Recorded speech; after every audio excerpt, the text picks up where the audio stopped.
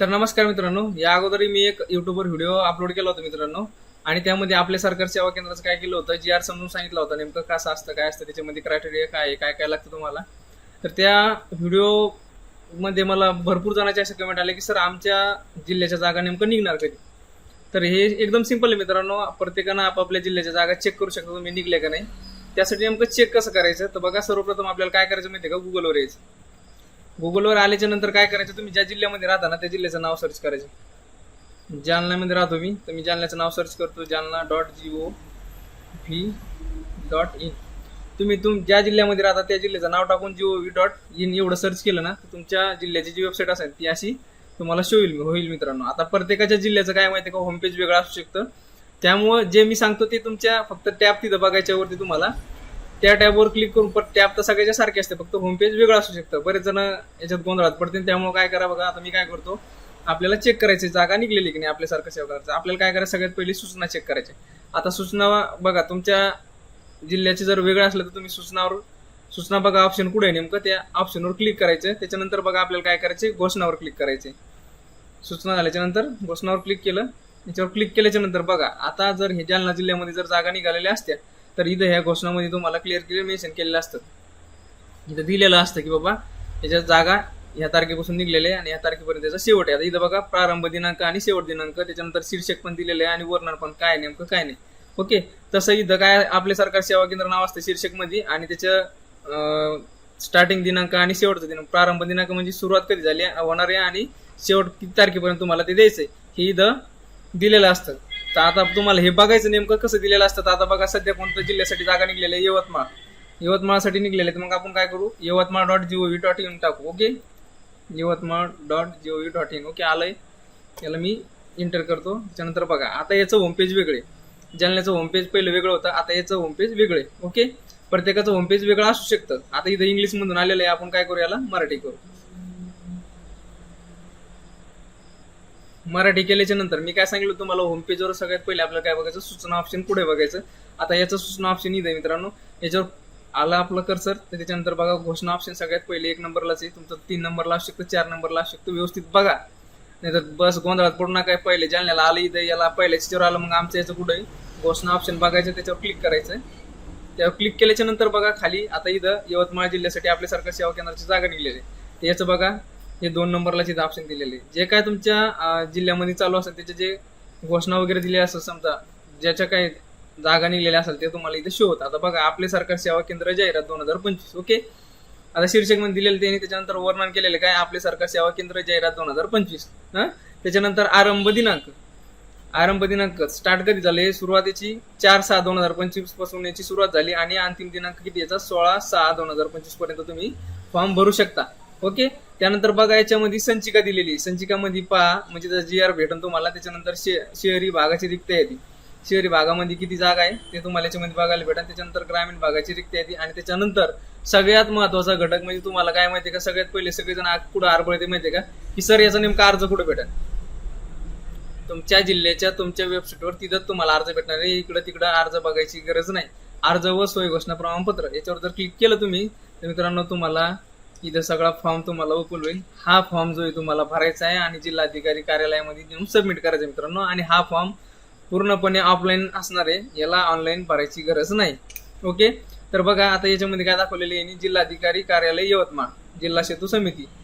तर बघा याच्यामध्ये काय काय दिलेली आहे, नवीन आपले सरकार सेवा केंद्र मिळवण्यासाठी सादर करण्यात येत असलेली कागदपत्रे. काय काय लागणार आहे, आधार कार्ड, पॅन कार्ड, शैक्षणिक पात्रता प्रमाणपत्राची प्रती. बरेच जण म्हणते की 12वी पासवर आम्हाला भरायला जमल का, तर इथं ऑप्शन दिलेले मित्रांनो, 12वी उत्तीर्ण प्रमाणपत्र. 12वीवर सुद्धा तुम्ही फॉर्म भरू शकता. पदवी असेल तरी चांगलं, पदव्युत्तर असलं तरी चांगलं. MSIT किंवा CCC या दोन्हीपैकी कोणताही तुमचा कोर्स झालेला पाहिजे, नसला झालेला तरी तुम्ही फॉर्म भरू शकता मित्रांनो. परंतु जर तुमच्यापेक्षा शिल्लक एखाद्याचा समजा एखाद्याने अर्ज अप्लाय केलेला असला आणि त्याच्याकडे सर्टिफिकेट जर असेल ऑलरेडी, तर पहिले विचार त्याचा केला जाईल. त्याच्यामुळे तुम्ही काय करा, सध्या जागा निघलेल्या नसल्या तर तुम्ही तुमचं ऍडमिशन घेऊन टाका आणि सर्टिफिकेट साठी अप्लाय करून द्या. म्हणजे तुम्हाला तिथं बोनाफाईड का होईना काही का होईना तुम्हाला त्याच्यामध्ये पावती वगैरे लावता येईल. ओके, त्यानंतर बघा तुमचं जर स्वतःची जागा असेल तर त्याची कर पावती लावायची, त्याला भाडे तत्वावर जर केलेलं असेल त्याच्या बॉन्डवर भाडेकरारनामा घेऊन त्याला लावून द्यायचं त्या फॉर्मला. त्याच्यानंतर तुम्हाला जर तुमच्याकडे CC सेंटर असेल त्याचं सीईसीचं एक सर्टिफिकेट असतं ते डाउनलोड करायचं, किंवा ते सीईसी जर नसेल तरी तुम्ही अप्लाय करू शकता. संगणकीय कामाचा अनुभव प्रमाणपत्र, जर समजा तुम्ही कुठं काम केलेलं असेल त्याचं ते प्रमाणपत्र सुद्धा लावू शकता. आणि सोय घोषणा प्रमाणपत्र जे आहे ते ह्या पीडीएफ मध्ये दिलेलं आहे. त्याच्यानंतर तुमचं चरित्र प्रमाणपत्र, कॅरेक्टर सर्टिफिकेट तुम्ही काढायला टाकू शकता, कारण एकदा काढलं ते वर्षभर चालतं. त्यामुळे तुम्ही आताच तयारी लागून म्हणजे तुमचा काढून घ्या. ओके, याच्यामध्ये दिलेलं आहे. हा असा अर्ज आहे मित्रांनो. त्यानंतर बघा, नवीन आपले सरकारी सेवा केंद्र मिळण्याबाबत विहित नमुन्यातील ऑफलाईन अर्ज. इथं काय काय दिलेलं आहे. अर्जदाराची वैयक्तिक माहिती, अर्जदाराचे संपूर्ण नाव मराठीतून भरायचं, एकदा इंग्लिश म्हणून भरायचं, एकदा संपूर्ण पत्ता, जन्मतारीख, त्याच्यानंतर लिंग, पुरुष, स्त्री, मोबाईल क्रमांक, ईमेल आयडी, आधार क्रमांक, पॅन क्रमांक, त्याच्यानंतर तुमचं शिक्षण किती झाले ते टाकायचं, त्यानंतर विद्यापीठाचे नाव, उत्तीर्ण वर्ष, गुणाची टक्केवारी, संगणकीय पात्रता, MSIT झालेली असली तर MSIT, CCC झालेली असली तर CCC, अर्जदार स्थानिक रहिवासी आहे किंवा नाही. स्थानिक रहिवाशांना अर्ज ती झाले तिथंच भरा, दुसरीकडे अर्ज भरू नका, तुमचा तिथे विचार केला जाणार नाही. त्यामुळे तुम्ही ज्या गावचे रहिवासी त्याच गावच्या याच्या ग्रामपंचायतीमध्ये फॉर्म भरा मित्रांनो. कुटुंबातील व्यक्तीच्या नावे यापूर्वी आपले सरकारी सेवा केंद्र मंजूर झालेले आहे असल्यास टाका, नसले तर नका टाकू. त्यानंतर बघा, नवीन आपले सरकारी सेवा केंद्रासाठी सादर करावयाची माहिती काय काय सांगितलेले. ग्रामपंचायत नाव टाका, नगरपंचायत असेल नगरपंचायत टाका. त्याच्यानंतर जाहिरातीनुसार रिक्त गाव, झोन, वार्ड, परिसराचे नाव जे काय असेल ते, तालुका, जिल्हा, त्यानंतर पिनकोड, जाहिरातीनुसार अर्ज करीत असलेल्या जागेचा सेन्सस कोड, सेन्सस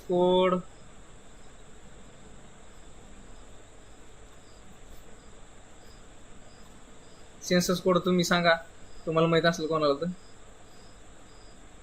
त्यानंतर CSC ID असल्यास माहिती भरणे अनिवार्य.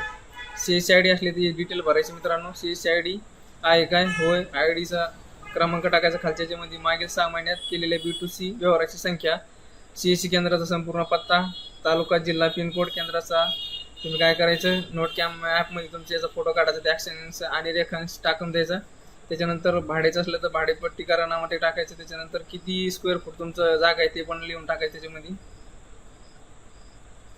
CSC ID नसल्यास पण तुम्ही अर्ज करू शकता मित्रांनो, हे पण सांगितलं होतं मी. तर बघा, केंद्र चालवण्यास निश्चित केलेल्या ठिकाणचा संपूर्ण पत्ता सेम वरच्या सारखंच, फक्त तुमच्याकडे ID नाही म्हणून ते टाकायचे. त्याच्यानंतर हे सोय घोषणा प्रमाणपत्र मित्रांनो बघा, हे असं यवतमाळ जिल्ह्याचं आहे, तुमच्या जिल्ह्याचं पण तुम्हाला असं मिळून जाईल, हे असं भरायचं आहे.